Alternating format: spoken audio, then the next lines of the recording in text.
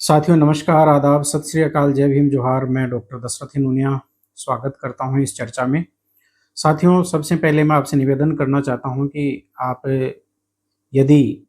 इस वीडियो को पसंद करें तो इसे लाइक और शेयर ज़रूर करें और साथ ही साथ चैनल को सब्सक्राइब करना न भूलें, क्योंकि यही एकमात्र ऐसा माध्यम है जिसके माध्यम से आपके और हमारे बीच में कनेक्टिविटी बनी रहती है और इसमें किसी प्रकार का कोई चार्जेस नहीं लगता है। अब चर्चा करते हैं साथियों आज, और वो चर्चा है एक बार पुनः ट्रंप के ऊपर हम चर्चा करने जा रहे हैं। ट्रंप का जो मैटर है वो पुनः यानी कि एक तरह से जो है वो चर्चा में आ गया है, क्योंकि कल यानी 18 अक्टूबर को अमेरिका में देशव्यापी एक बड़ा जन आंदोलन हुआ है और अमेरिका के इतिहास में इतना बड़ा कोई आंदोलन अब तक नहीं हुआ था। और ये आंदोलन नो किंग्स प्रोटेस्ट के नाम से यानी कि एक तरह से ये जो आंदोलन है वो पूरे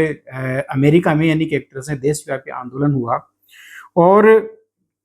इस आंदोलन के माध्यम से यानी कि एक तरह से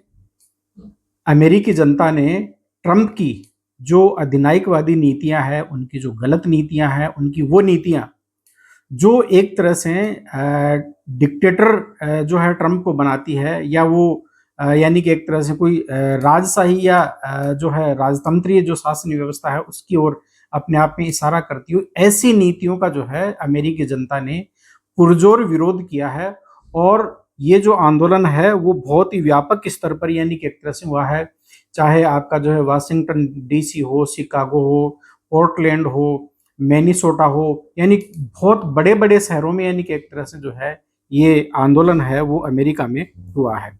अब सवाल ये पैदा होता है कि अमेरिका में यानी कि एक तरह से इतना बड़ा यानी कि एक तरह से आंदोलन जो है ये ट्रंप के खिलाफ क्यों हुआ, इसके पीछे यानी कि एक तरह से कौन कौन से वो कारण है जिसकी वजह से ये आंदोलन हुआ है। क्योंकि आजकल विश्व में जितने भी यानी कि एक तरह से ये जो भी यानी कि एक तरह से जो लीडर्स हैं, चाहे वो प्रधानमंत्री हो या राष्ट्रपति हो, जो भी सर्वे सर्वा हो, उनके खिलाफ देश की जनता का जो आंदोलन है वो व्यापक स्तर पर देखने को मिल रहा है। और विशेष रूप से जो जेनजी है, जो युवा हैं, वो सबसे ज्यादा यानी कि एक तरह से शासकों की इन नीतियों से बहुत ज्यादा खफा है। और वो जो लोग हैं वो बढ़ चढ़ कर यानी कि एक तरह से ज्यादा हिस्सा है वो इन आंदोलनों में है वो ले रहे हैं। अब वो कौन कौन सी यानी कि एक तरह से नीतियां हैं जिनकी वजह से यानी कि एक तरह से, या वो कौन कौन सी गलतियां ट्रंप के द्वारा की गई, या कहीं ना कहीं पर अपने आप में लोकतंत्र और जो संविधान है उसको ओवरलैप करने का काम है, वो तो कहीं ट्रंप ने नहीं किया। इन्हीं सब बातों को लेकर और आज हम जो चर्चा है वो करेंगे। ट्रंप पर जो आरोप है वो सबसे पहला आरोप तो यही है कि ट्रंप ने राष्ट्रपति पद की उसकी जो संवैधानिक सीमाएं हैं उनको पार करते हुए एक तरह से अत्यधिक केंद्रीकृत करने की जो कोशिश है अपनी शक्तियों को है वो की है, यानी अपनी शक्तियां हैं उसने यानी कि एक तरह से केंद्रित कृत करने की कोशिश की है। और इसी वजह से ये आंदोलन है वो यानी कि एक तरह से भड़का है। अब इस दृष्टि से क्या क्या यानी कि एक तरह से ट्रंप के द्वारा इस प्रकार से किया गया है, उदाहरण के लिए न्यायपालिका और मीडिया पर फेक न्यूज और एनिमी ऑफ द पीपल जैसे हमले हैं वो ट्रंप के द्वारा किए गए। स्वतंत्र संस्थाओं जैसे FBI, department of justice, CIA पर व्यक्तिगत वफादारी की मांग करना, जबकि यानी कि एक तरह से संवैधानिक संस्थाएं हैं। नेशनल गार्ड को नागरिक प्रदर्शन रोकने के लिए भेजने की कोशिश, जैसे शिकागो और पोर्टलैंड में यानी कि एक तरह से आंदोलन हुए थे पिछले दिनों, उस दौरान यानी कि एक तरह से राष्ट्रपति के द्वारा, ट्रंप के द्वारा ये इस प्रकार के प्रयास किए गए। इसका परिणाम क्या निकला? जनता के बीच में यह भय पैदा हुआ कि लोकतंत्र एक व्यक्ति केंद्रित शासन व्यवस्था में बदल रहा है। इसलिए ये नारा बना, no kings, we are a democracy not a monarchy, अर्थात यहाँ पर किसी प्रकार का कोई राजा नहीं है। और इस प्रकार के मीम भी बनाए गए हैं जिसमें ट्रंप को राजा की पोशाक और उसकी जो पत्नी है जो है मेलिनिया है उसको यानी कि एक तरह से जो है वो रानी की पोशाक है वो पहना कर, और उनके ऊपर जो है वो कमेंट्स है वो यानी कि एक तरह से कसे गए हैं, अर्थात वी आर ए डेमोक्रेसी, हम यानी कि एक तरह से लोकतंत्र में है, किसी प्रकार की कोई राजशाही में नहीं है, किसी प्रकार के कोई राजतंत्र में नहीं रहते हैं। इस प्रकार के यानी कि एक तरह से नारे हैं वो लगने हैं वो शुरू हुए।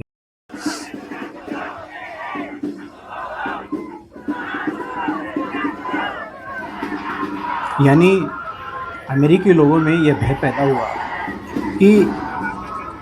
अमेरिका का जो शासन है वो व्यक्ति केंद्रित शासन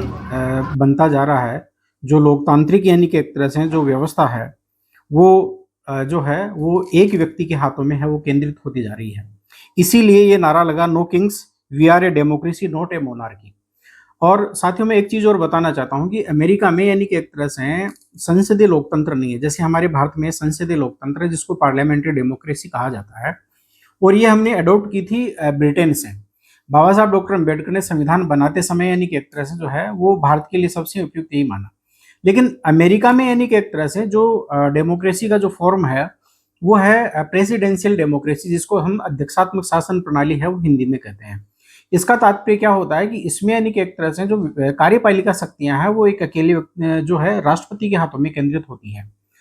और जो है इसी के साथ साथ में इसके जो पैरेलल है, यानी नीचे नहीं होती है, इसके जो पैरेलल है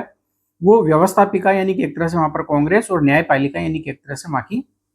सुप्रीम कोर्ट और जो हाई कोर्ट है वो जिन्हें यानी कि एक तरह फेडरल कोर्ट और जो यानी कि एक तरह से जो उनके प्रोविंशियल जो कोर्ट होते हैं, इस प्रकार की यानी कि एक तरह से वहाँ की ये व्यवस्था है वो होती है। अब महत्वपूर्ण बात क्या है कि अब अमेरिका में जो राष्ट्रपति को कंट्रोल करने का जो काम है वो वहाँ की कांग्रेस और जो है न्यायपालिका करती है, और वहाँ की जो कांग्रेस है उसको कंट्रोल करने का काम राष्ट्रपति और यानी कि एक तरह से न्यायपालिका करती है, और न्यायपालिका को कंट्रोल करने का काम जो है वो राष्ट्रपति और वहाँ की जो कांग्रेस है वो करती है। इसको वहाँ पर चेक्स एंड बैलेंस कहा जाता है। तो जिस प्रकार से यानी कि एक तरह से अमेरिका ने इस चेक्स और बैलेंस को तोड़ने का काम किया, इसी वजह से यानी कि एक तरह से असंतोष है वो पनपा। अब न्यायपालिका और संविधान से यानी कि एक तरह से जो टकराव है वो भी यानी कि एक तरह से ट्रंप ने है वो किया, और वो किस और उसके ऊपर जो आरोप है वो क्या क्या लगे। ट्रंप ने कई बार जो अमेरिकी जो अदालतें हैं उनकी खुलेआम आलोचना की और उन्हें राजनीतिक कहा, यानी ऐसे जो फैसले हैं उनको राजनीतिक फैसले है वो करार दिया। और ऐसी कौन कौन सी घटनाएं हुई, जैसे उदाहरण के लिए सुप्रीम कोर्ट ने अपने वफादार न्यायाधीशों की नियुक्ति, तीन बड़ी यानी कि एक तरह से नियुक्तियां, इससे न्यायिक संतुलन है वो बदल गया, और ये यानी कि एक तरह से जो है न्यायपालिका की स्वतंत्रता के लिए सबसे बड़ा खतरा था। और संविधान की व्याख्या को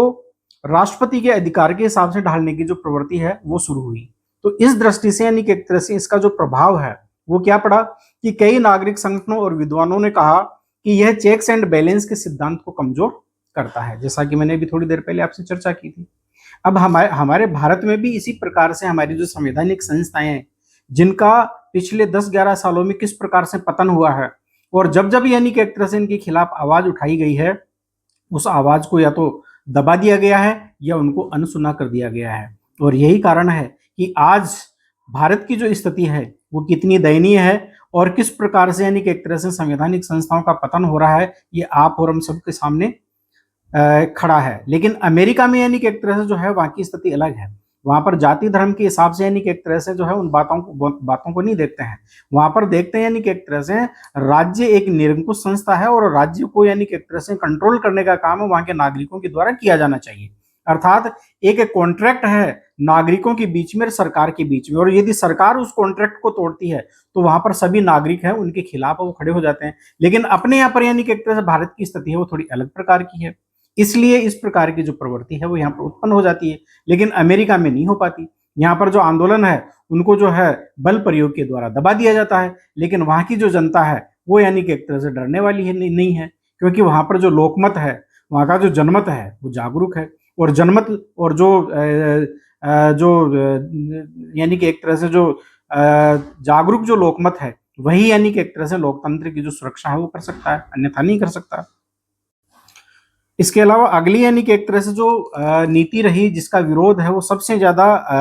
और विवादित रहा, वो थी अमेरिका की इमिग्रेशन पॉलिसी। इमिग्रेशन पॉलिसी के तहत किस प्रकार से यानी कि एक तरह से भारतीय नागरिकों को जो है अमेरिकी सरकार के द्वारा, इस राष्ट्रपति ट्रंप के द्वारा जो है हथकड़ी लगाकर पाँव में बेड़ियां जकड़कर उनको किस प्रकार से डिपोर्ट किया गया, ये आप और हम सबको यानी कि एक तरह से मालूम है। और हमारी भारत की जो सरकार है, यहाँ के जो विदेश मंत्री है और जो है यहाँ के यानी कि एक तरह जो जिम्मेदार लोग है, जो गृह मंत्री है, इन्होंने एक बयान है वो नहीं बोला, एक बयान यानी कि एक तरह से नहीं दिया। लेकिन दूसरे अन्य देशों के संदर्भ में जब इस प्रकार की नीति जब अपनाई गई तो उन्होंने इस बात का कड़ा विरोध किया।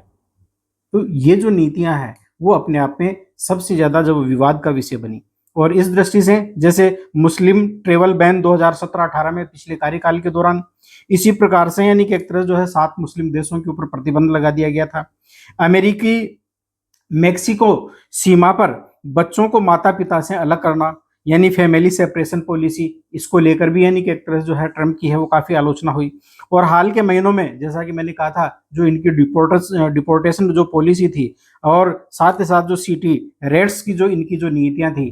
जिनके तहत यानी कि एक तरह से जो है वहां के लोगों को किस प्रकार से पकड़ पकड़ कर और उन्हें बेड़ियों में जकड़ जकड़ कर यानी कि एक तरह जैसे जिस स्थिति में थे उसी प्रकार से उनको डिपोर्ट किया गया। इन नीतियों का जो है व्यापक स्तर पर है विरोध है वो हुआ। इसके परिणाम स्वरूप प्रवासी मानवाधिकार संगठन और चर्च समूह है वो इस नीति को अमानवीय और असंवैधानिक है वो कहते हैं, मानते हैं। और नो किंग्स आंदोलन में बड़ी संख्या में यही जो अप्रवासी जो समुदाय है वो जुड़ा है। सैन्य और पुलिस बलों का यानी कि एक तरह से आंतरिक इस्तेमाल की जो नीति है, इसको लेकर भी यानी कि एक तरह जो ट्रम्प है वो आलोचना का शिकार रहे, और ये भी यानी कि एक तरह जो है मूल कारणों में माना जा सकता है। और ट्रम्प पर आरोप है कि आंतरिक राजनीतिक असंतोष या विरोध प्रदर्शनों में सैन्य ताकत के प्रयोग को जायज ठहराने की कोशिश है वो ट्रम्प के द्वारा की गई। और ऐसी कौन कौन सी घटनाएं रही, जैसे ब्लैक लाइव्स मैटर्स आंदोलन 2020 में प्रदर्शनकारियों पर टीयर गैस और नेशनल गार्ड है वो भेजने का काम किया गया था। अक्टूबर 2025 में शिकागो में विरोध के दौरान जो है कानून व्यवस्था के नाम पर नेशनल गार्ड को भेजने की कोशिश की, जिसे बाद में यानी कि एक तरह से अदालत ने जो है हस्तक्षेप करके और उसको रोका। इसके परिणाम स्वरूप लोगों को लगा कि सरकार जो है वो लोकतांत्रिक विरोध को दबाने के लिए हथियारबंद बलों का उपयोग नागरिकों के खिलाफ करना चाहती है। इसी संदर्भ में अगली यानी कि एक तरह से जो ट्रम्प की नीति है वो विरोध का जो कारण बनी है वो है आर्थिक असमानता और कारपोरेट पक्षपात। यानी ट्रम्प प्रशासन ने टैक्स नीतियां और प्रोत्साहन योजनाओं को अमीरों और बड़े उद्योगों के पक्ष में और उद्योगपतियों के जो पक्ष है उसमें यानी कि एक तरह से झुका दिया। जैसे कि हमारे जो मोदी जी जो है उन्होंने अपने जो पूंजीपति मित्र अडानी अंबानी या और दूसरे इनके और भी यानी कि एक तरह से ऐसे बहुत सारे जो मित्र हैं और उनके पक्ष में यानी कि एक तरह से नीतियां बनाना और उनके लिए काम करना, तो इसका भी असंतोष जो है वो व्यापक स्तर पर अमेरिका में हुआ। कारपोरेट टैक्स जो है उसमें कटौती करते हुए जो 35% था उसको 21% कर दिया गया। हमारे भारत में भी ऐसा जो है वो किया गया है। इसी प्रकार से श्रमिक अधिकारों, यूनियनों और जो पर्यावरणीय जो नियम है इनमें यानी कि एक तरह जो ढील है वो दी गई। इसी प्रकार से इंफ्रास्ट्रक्चर जो योजनाएं हैं इनमें पारदर्शिताओं की जो कमी है वो भी यानी कि एक तरह से जो है वो विरोध का कारण बनी है। परिणाम स्वरूप जो मध्यम वर्ग और जो मजदूर वर्ग है उसको ये लगने लगा कि सरकार कारपोरेट राज है वो लाना चाह रही है, इसलिए विरोधों का एक बड़ा तबका मजदूर यूनियनों से भी है वो आया है। इसी प्रकार से अगला यानी कि एक तरह से जो कारण जो है ट्रम्प की नीतियों के संदर्भ में जो बतलाया जा सकता है वो है लोकतांत्रिक भाषा और संस्थागत जो मर्यादा है उसको यानी कि एक तरह से जो है तार तार करना या उसका वोलेशन करना। उदाहरण के लिए चुनाव परिणामों को स्वीकार न करना, जैसे कि 2020 में जब ट्रम्प है वो राष्ट्रपति का चुनाव हार गए थे तो ऐसी स्थिति में उसको यानी कि एक तरह से स्वीकार नहीं किया। इसी प्रकार से 2024 में भी यानी कि एक तरह से जो है ऐसा है वो देखने को मिला है। साथ ही साथ मीडिया और विपक्ष पर यानी कि एक तरह से व्यक्तिगत हमले करना, आलोचना करने वाले अधिकारियों को नौकरियों से हटाना या बदनाम करना। तो ये जो अंततः यानी कि एक तरह से जो है ये माहौल है वो लोकतंत्र में डर और असुरक्षा की यानी का जो है वो प्रतीक है वो बना। और नो किंग्स का मूल संदेश यही है कि हम किसी राजा या तानाशाह को स्वीकार नहीं करेंगे। अगला जो कारण जो बतलाया जा सकता है वो है एआई प्रोपेगेंडा और डिजिटल मैनिपुलेशन। इसके तहत जो है ट्रम्प के जो समर्थक समूह है इन्होंने एआई जनरेटेड वीडियो है वो बनाए हैं। इसमें ट्रम्प है वो फ्लाइंग फाइटर जेट से यानी कि एक तरह से जो है मानव मल है वो प्रोटेस्टर्स हैं उनके ऊपर यानी कि एक तरह से उड़ेल रहे हैं। और इस प्रकार से यानी कि एक तरह से जो है जो प्रदर्शनकारी है उनका यानी कि एक तरह से मनोबल तोड़ने का जो काम है वो इस प्रकार के यानी कि एक तरह से डिजिटल प्रोपेगेंडा के द्वारा वो किया जाने लगा है। इसे कई लोग लोकतांत्रिक बहस को कमजोर करने की कोशिश है वो मानने लगे और इसी वजह से यानी कि एक तरह से जो ये आंदोलन है वो व्यापक स्तर पर फैला। अंतर्राष्ट्रीय व्यवहार और सहयोगियों से दूरी का को भी यानी कि एक तरह से कारण माना जाता है। जैसे नाटो और संयुक्त राष्ट्र जैसी संस्थाओं से टकरावपूर्ण यानी कि एक तरह से रुख है वो अपनाना, रूस और कुछ अधिनायकवादी देशों से यानी कि एक तरह से नजदीकियां बढ़ाना, और जलवायु जो परिवर्तन समझौते हैं उनसे यानी कि एक तरह से अमेरिका को बाहर निकालना। तो इसके परिणाम स्वरूप जो अमेरिका का जो उदार वर्ग है और अंतर्राष्ट्रवादी समुदाय ने जो है इसे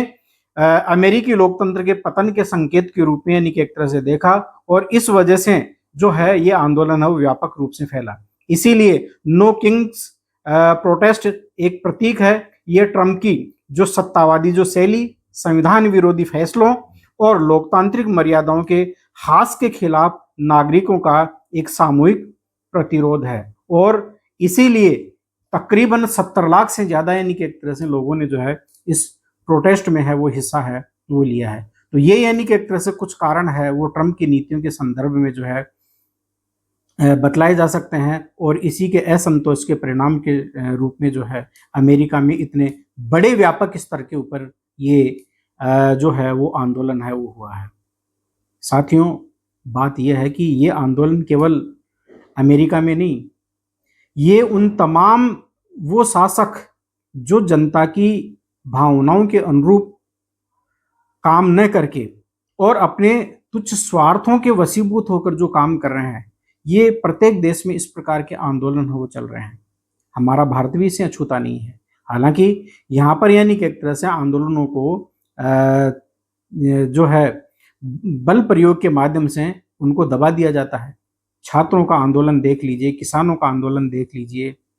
मजदूरों का आंदोलन देख लीजिए, कर्मचारियों का आंदोलन देख लीजिए, किस प्रकार से यानी कि एक तरह से यहाँ पर भी इस प्रकार के जो आंदोलन है वो हो रहे हैं।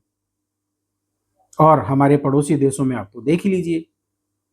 3 पड़ोसी देशों में इसी प्रकार की असंतोष की नीतियों के परिणाम स्वरूप है वो तख्ता पलट हो गया। सबसे पहले श्रीलंका में, उसके बाद में जो बांग्लादेश में, और फिर उसके बाद में जो नेपाल में, और ऐसे ही जो है अन्य यूरोपियन देश जो है फ्रांस जैसे देश में भी इस प्रकार का जो आंदोलन है वो व्यापक स्तर पर चला है। और अमेरिका यानी कि एक तरह से अब जो है इसका सबसे ताजा और उदाहरण और अमेरिकी इतिहास का सबसे बड़ा आंदोलन। तो साथियों, ये थी आज की परिचर्चा। आपको हमारा वीडियो कैसा लगा आप हमें कमेंट्स करते हुए हमें जरूर बताएं, वीडियो को जरूर शेयर करें, और साथ ही साथ वीडियो को जो चैनल जो है उसको सब्सक्राइब करना न भूलें। साथ ही साथ मैं अंतिम रूप से यह भी अपील करना चाहता हूं कि यदि आप संविधान, सत्य, विज्ञान, मानवता, मानव अधिकार और अंतर्राष्ट्रीय कानून, cosmo humanism, Ambedkarism, equality, liberty, fraternity और जस्टिस, ज्ञान, विज्ञान और मानवता में आप विश्वास करते हैं तो आप हमारे से जुड़ें, हमारी पार्टी से जुड़े, और जिस रूप में भी आप पार्टी को तन मन धन से मदद देना चाहते हैं आप देने का प्रयास करें। डिस्क्रिप्शन में हमारे सभी लिंक है वो मौजूद है, अवेलेबल है। हमारे जो चैनल है, यूट्यूब चैनल, उससे भी आप जुड़ सकते हैं, व्हाट्सएप चैनल से भी जुड़ सकते हैं, टेलीग्राम चैनल है उनसे भी आप